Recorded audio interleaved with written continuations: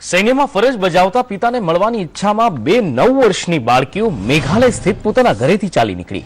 બંને એકલી જ પાકિસ્તાન બોર્ડર પર જવા માટે નીકળી ગઈ, પરંતુ બંને દિલ્હીમાં આવીને ભૂલી પડી। આમાંથી એકના પિતા પંજાબ સ્થિત પાકિસ્તાન બોર્ડર પર અને બીજીના પિતા છત્તીસગઢ સ્થિત બોર્ડર પર ફરજ બજાવી રહ્યા છે।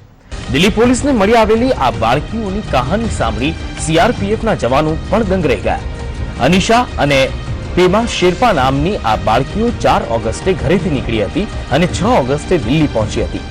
બંને પિતાને ખૂબ જ યાદ કરતી હતી ને તેના કારણે તેઓ પિતાને મળવા માટે નીકળી પડી હતી। બંનેના પિતા બીએસએફમાં હેડ કોન્સ્ટેબલ તરીકે કાર્યરત છે।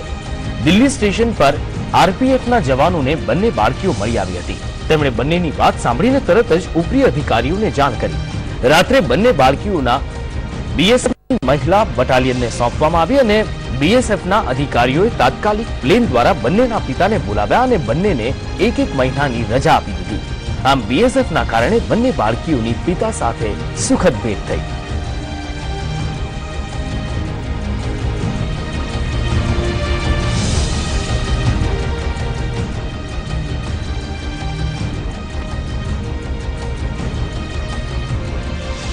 બંને બાળકીઓ દિલ્હી સ્ટેશન પર આરપીએફના જવાનોને મળી આવી હતી।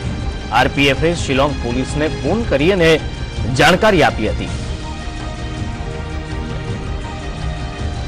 આરપીએફે બાળકીઓને બીએસએફની મહિલા બટાલિયનને સોંપી દીધી।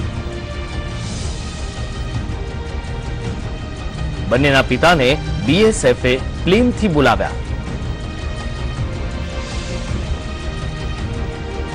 બંને બાળકીઓના પિતાને 1 મહિનાની રજા અપાઈ।